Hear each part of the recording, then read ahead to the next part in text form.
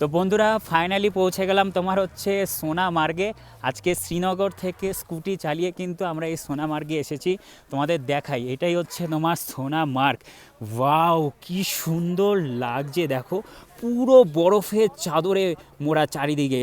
এ দেখো এখানকার বরফ দেখবে, এটাকে ধরি। ওয়াও, হেভি সুন্দর লাগছে।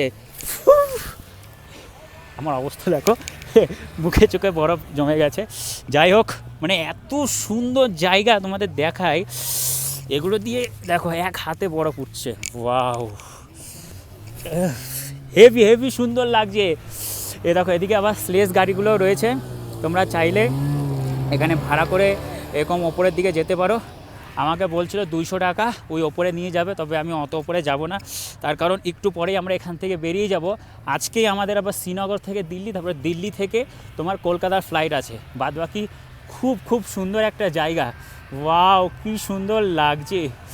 ও হো হো হো হো, পৌঁছে গেলাম স্বর্গে, মানে সোনামার্গে।